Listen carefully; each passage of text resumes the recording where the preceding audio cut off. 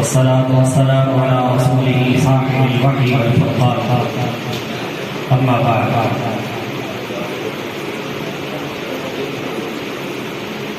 أنا رحمة مهدى أو كما قال النبي صلى الله عليه وسلم إن الله وملائكته يصلون على النبي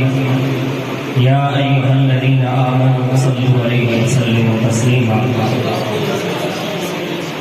اللهم صل وسلم وبارك على سيدنا وشفينا ونبينا ومولانا محمد وعلى آل سيدنا وأصحاب سيدنا وأزواج سيدنا وأولاد سيدنا ومولانا محمد وآله وسلم بعد الصلاة والسلام السلام علیکم ورحمۃ اللہ وبرکاتہ۔ اگر اس وقت دنیا کے حالات غور و فکر کر کے دیکھا جائے تو اس صورت میں آج ہمیں اپنی زندگی میں وہ وقت دیکھنے کو ملتا ہے جو کئی صدیاں پہلے امت مسلمہ پر وہ وقت تھا کہ جس وقت میں کبھی نفس اسلام پر حملہ ہوتا تو کبھی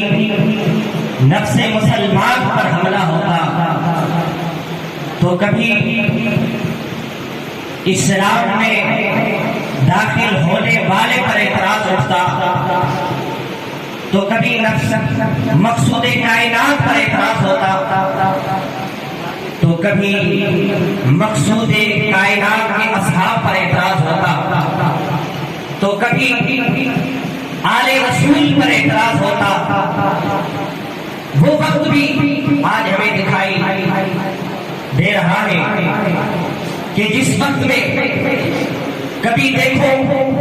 تو کوئی کہیں سے اٹھتا ہے، کبھی قرآن کے بارے میں بکواس کرتا ہے تو کبھی مصطفیٰ کی عظمت پر بکواس کرتا ہے تو کبھی اصحاب رسول پر بکواس کرتا ہے تو کبھی آل رسول پر بک بک کرتے دکھائی دیتا ہے۔ وہ لوگ جو ادب کا درس دیتے تھے، وہ لوگ جو ادب کے درس دے کر تھکتے نہیں، آج وہ اس نہج تک پہنچ کے، آج وہ اس مقام تک پہنچ کے جن کو وہ بے ادبی کے دائرے میں داخل کرتے ہیں، لیکن کمال ان کا یہاں تک پہنچ چکا اور ان کی جرأت یہاں تک پہنچ چکی کہ جن لوگوں کو بے ادبی کے دائرے میں داخل کر کے دائرہ ادب سے نکال رہے تھے، وہ بھی اتنی جسارت نہ کر سکے، وہ جو ادب کا درس دے رہے تھے وہ جسارت کر بیٹھے۔ کبھی دیکھو تو آل رسول کی عظمتوں کا انکار کیا جا رہا ہے تو کبھی دیکھو سیدہ کائنات رضی اللہ تعالی عنہا کی شان و عظمت پر حملے ہو رہے ہیں تو کہیں پر دیکھو جو قرآن کی آیات مبارکہ شان عظمت و اہل بیت کے بارے میں نازل ہوئی تو ان سے انکار کرنے کی جسارت کی جا رہی ہے تو کہیں دیکھو تو آل رسول کا جو شرف ملا اس سے انکار کیا جا رہا ہے۔ افسوس کی بات یہ ہے کہ ہمارے رہبر و رہنما کس طرف ہمیں لے کے جا رہے ہیں، چونکہ یہ فطروں کا دور ہے۔ حضور سید عالم صلی اللہ تعالیٰ علیہ وسلم نے اپنے فرامین میں اس فطروں کی طرف اشارہ فرما دیا تھا کہ وہ وقت آئے گا کہ فتنے برپا ہوں گے، فتنے اٹھیں گے تو وہ ہمیں اپنی زندگی میں دیکھنے کو ملے۔ مختلف طرح کے فتنے جو ہے وہ دکھائی دیے جا رہے ہیں تو میں اس اعتبار سے جو مولانا صاحب نے تقریر کی کہ اعلیٰ حرف تنبیہ کے حوالے سے کہ میرے خیال کے مطابق یہاں تنبیہ کیوں فرمائی، بس اس کی تقریر سن کے تو میرے ذہن میں یہ بات آ گئی کہ میں بھی اس چیز سے آگاہ کرتا چلوں کہ خالق کائنات جس مقام پر حرف تنبیہ فرمایا وہاں دیکھو ذکر کن کا ہے، اور جس مقام پر خالق کائنات بغیر تنبیہ کے اپنے فرامین جاری فرمائے تو اس طرف اشارہ ملتا ہے چونکہ نماز صرف خدا کی ہوتی ہے، حج صرف اللہ کی رضا کے لیے ہوتا ہے، زکات جو انسانوں پر فرض ہے وہ بھی اللہ کی طرف سے حکم ہے، اسی طرح جو بھی فرائض ہیں یہ بات نہیں ہے کہ لوگ جو ہے وہ اس کا انکار نہیں کرتے، بس اوقات تحریت کمیونسٹ جو اسلام کے خلاف بکواس کرتے ہیں وہ اسلام کے خلاف بکواس کرتے دکھائی دیتے ہیں، کبھی قرآن کی آیات کا انکار کرتے، کبھی نفس اسلام کا انکار کرتے تو کبھی نماز کا انکار کرتے، ان کا جواب بھی اپنی جگہ پر درست تھا، لیکن جو میں نقطہ سمجھانے کی کوشش کر رہا ہوں ذرا توجہ سے سنیں، اس مقام پر خالق کائنات نے جو فرمایا نماز کے اعتبار سے تو وہ نماز صرف اللہ رب العالمین کے لیے، کمی ہو جائے بیشی ہو جائے کوئی مسئلہ نہیں، وقت پر نماز پڑھی جلدی سے پڑھی کوئی مسئلہ نہیں، وقت آئے گا سیکھ جائے گا، نماز میں قبول کروں گا، حج کیا کمی بیشی رہ گئی قبول کروں گا، جتنے معاملات تھے میں قبول کروں گا، لیکن بات یہاں تک نہیں جہاں خالق کائنات نے اللہ کا لفظ ارشاد فرمایا، جہاں پر تنبیہ فرمائی تو بات یہ نہیں ہے، فرمایا کہ نماز کی کمی بیش کی پرواہ نہیں، وہ معاف کر دوں گا، لیکن یاد رکھے یہ جو میرے خاص بندے ہیں ان خاص بندوں میں صدیق اکبر کی ذات بھی ہے، ان خاص بندوں میں عمر فاروق کی ذات بھی ہے، ان خاص بندوں میں عثمان غنی کی ذات بھی ہے، اس خاص بندوں میں مولا کائنات کی ذات ہے، اس خاص بندوں میں فاطمہ الزہرا کی ذات بھی موجود ہے، اس خاص بندوں میں آل رسول کا شرف بھی موجود ہے، نماز میں کمی ہے کوئی مسئلہ نہیں، لیکن اگر ان کا ادب نہیں، ان کی شان و شوکت بیان نہیں، ان کے شان اگر آ جائے، ان کے مقام بیان کرنے آ جائے، اگر تمہارے چہروں پر بل آ جائے تو یاد رکھنا وہ جس مقام پر آپ کی کمی ہوئی تھی اب وہ کمی بھی جو ہے وہ پوری نہیں ہوگی بلکہ نماز بھی قبول نہیں ہوگی۔ اس وجہ سے خالق کائنات نے ہم پہ تنبیہ فرمایا اگر ان کا ادب کرو گے، اگر ان کی شان و شوکت اور عظمت کو مانو گے، بے ادبی سے بچتے رہو گے تو یاد رکھو وہ تمہاری ٹوٹی ٹوٹی بھی بات۔ میں نے حدیث مبارکہ کا ایک جز آپ کے سامنے پیش کیا، حضور سید عالم صلی اللہ تعالی علیہ وسلم نے فرمایا کہ انا رحمت مہدات، حضور سید عالم صلی اللہ تعالی علیہ وسلم کی ذات گرامی کو دیکھا جائے اس میں کوئی شک نہیں کہ حضور سید عالم صلی اللہ تعالی علیہ وسلم کی رحمت، بلکہ اگر یوں بھی کہا جائے کہ آقا کریم سید عالم صلی اللہ تعالی علیہ وسلم مبعوث سے ہی رحمت بن کر، یا جب تشریف لائے تو رحمت ہی بن کر تشریف لائے، اور اس کے مختلف معانی ہو سکتی ہے۔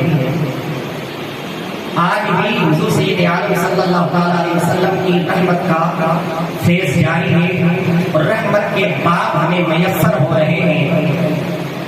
رہی بات آقا کریم کے اس فرمان کی کہ میں نے حضور نے فرمایا کہ میں رحمت بھی ہوں اور اللہ رب العالمین کی طرف سے تحفہ بھی ہوں۔ کمال کی بات ہے، تحفہ جو ہوتا ہے وہ تحفہ یا تو ہمارے سامنے ہوتا ہے، ہمارے پاس موجود ہوتا ہے، ہم اس کو دیکھتے رہتے ہیں، تو تحفہ کیسے؟ رحمت سمجھ میں آ گئی کہ آقا کریم سید عالم صلی اللہ تعالی علیہ وسلم کی رحمت کا باب کبھی صدیق اکبر کی صورت میں آتا ہے، حضور کی رحمت کا باب کبھی عمر فاروق کی جھلک میں نظر آتا ہے، تو کبھی حضرت عثمان غنی، تو کبھی مولا کائنات مشکل کشا کی صورت میں نظر آتا ہے، تو کبھی جگر گوشہ مصطفیٰ حضرت سیدہ فاطمہ الزہرا رضی اللہ تعالی عنہا کی صورت میں نظر آتا ہے، تو کبھی علماء حق کی صورت میں نظر آتا ہے۔ یہ جو کچھ ہمیں دکھ رہا ہے وہ حضور کی رحمت کا صدقہ ہے، ہمیں رب کائنات نے علم عطا کیا حضور کی رحمت کا صدقہ۔ جس وقت لوگ زحمت بن کر اٹھے مسلمان بزداد جو ہے نبوت کا دعویٰ کرنے لگا تو گویا امت مسلمہ کے لیے ایک زحمت بن کر اٹھا، تو اس کے سدے باب کے لیے، اس کا گلہ کما کرنے کے لیے حضرت سیدنا صدیق اکبر رضی اللہ تعالیٰ عنہ کی رحمت جوش میں آتی ہے. گویا جو رسول اللہ صلی اللہ تعالیٰ علیہ وسلم نے جس طرح فرمایا تھا اس کا سدباب ہوا. اسی طرح آپ چلتے جائیں، زمانے کو دیکھتے جائیں. کسی وقت دیکھتے ہیں اکبر بادشاہ امت مسلمہ پر زحمت بن کر اٹھتا ہے تو امام ربانی مجدد منور الفسانی رضی اللہ تعالیٰ عنہ اللہ رب العالمین کی طرف سے گویا ہمارے لیے امت مسلمہ کے لیے رحمت بن کر آتے ہیں.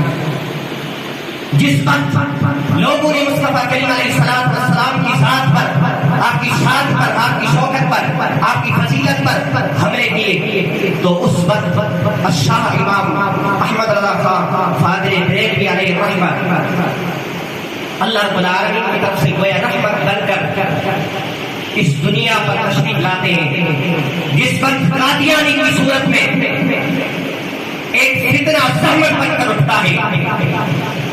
تو اس وقت مرد بلندر الشاہ امام احمد نورانی نور اللہ مرقدہ اور بھی کئی بڑے بڑے علماء اٹھتے ہیں اور گویا اللہ رب العالمین کی رحمت کا اظہار کرتے ہیں. تو علماء حق ہمارے لیے وہ رحمت بن کر آئے گویا اللہ رب العالمین کی طرف سے. تو علم ملا وہ بھی رحمت. لیکن بات یہ ہے کہ آقا کریم نے یہ ارشاد فرمایا کہ میں تحفہ، یہ کیسے حضور کا مثال ہوا تو اب تو تحفہ نہیں رہا. آقا کریم سید عالم صلی اللہ تعالی علیہ وسلم کا موجود ہونا بھی حضور کا تحفہ ہے اور حضور کی شان و شوکت اور عظمت کا بیان کرنا بھی گویا علم ملا رب کائنات کی رحمت، حضور کی رحمت کا صدقہ. لیکن یاد رکھیں میں تحفہ، میرا ابو بکر بھی تمہارے لیے تحفہ، میرے ابو بکر کی شان تمہارے لیے تحفہ.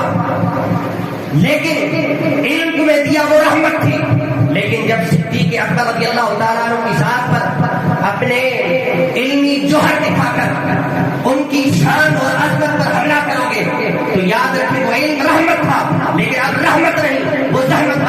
بن جائے گا تمہارے لیے. اسی طرح خلفائے راشدین کو دیکھیں، اسی طرح جمیع صحابہ کو دیکھیں، وہ گویا ان کی شان، ان کی عظمت میرے لیے یا میری وجہ سے وہ تمہارے لیے تحفے تھے. اب تحفے کا قدر ہوتا ہے تو قدر کس صورت میں وہ موجود ہو تو قدر ہو نہیں، لیکن ان کی عظمت کما حقہ بیان کرنا یہ بھی تحفے کا کما حقہ سنبھال کے رکھنا ہے. صدیق اکبر کی صحیح انداز میں اگر شان اور عظمت بیان کرو گے گویا صدیق اکبر کی عظمت والا تحفہ اس کی حفاظت کی ہے. سیدہ کائنات جگر گوشہ مصطفیٰ صلی اللہ تعالی علیہ وسلم کی جب بات آئے اور ازواج مطہرات کی بات آئے، مصطفیٰ کریم کے آل کی بات آئے، مصطفیٰ کریم کے اصحاب کی بات آئے، چونکہ وہ تحفہ تھے اس تحفوں کا قدر کیسے ہوگا؟ وہ قدر کی صورت میں ہوگا. وہ موجود تو نہیں، ہاں وہ موجود نہیں، پھر بھی قدر ہے، پھر بھی سنبھال کے رکھنا ہے. وہ کس طرح ان کی محبت کو سینے میں سما کر، ان کی محبت کو سینے میں سنبھال کر، ان کی عظمت کو کما حقہ بیان کر کے جس انداز میں خالق کائنات نے تمہیں علم عطا کر کے وہ رحمت دی تو اس صورت میں اگر آپ کما حقہ ان کی عظمت کو بیان کریں گے گویا میرے آل کا ادب ہوگا، میرے آل کی عظمت کی تحفے کی قدر ہوگی. اگر اس علم کے گھمنڈ میں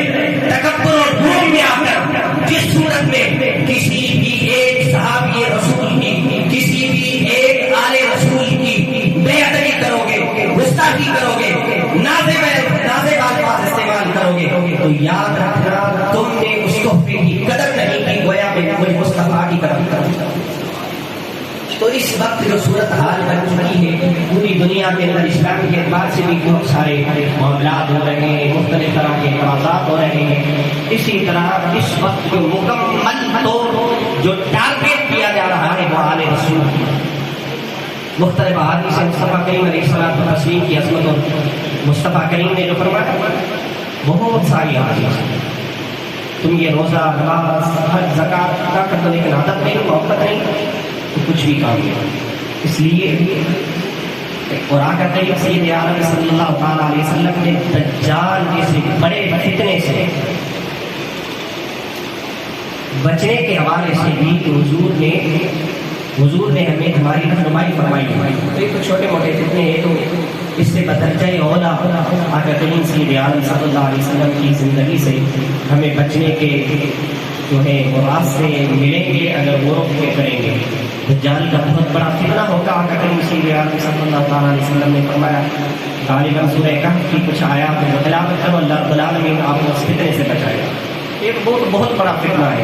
چھوٹے موٹے جو فتنے ہیں اگر اس میں حضور سید عالم صلی اللہ علیہ وسلم کی سیرت پر عمل کیا جائے تو انشاءاللہ العظیم ہم سب ان تمام فتنوں سے بچ سکتے ہیں. خالق کائنات سے یہی دعا ہے کہ رب کائنات ہمیں کما حق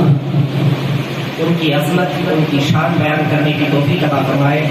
اور جو حق بات ہو وہ بولنے کی بھی توفیق عطا فرمائے. اہل بیت ہو، آل رسول ہو، اصحاب رسول ہو، یا آقا کریم سید عالم صلی اللہ تعالیٰ علیہ وسلم کے خاندان میں سے جو بھی تعلق رکھنے والے ہیں، اللہ تعالیٰ ہمیں ان تمام کا ادب اور احترام کرنے کی توفیق عطا فرمائے. وآخر دعوانا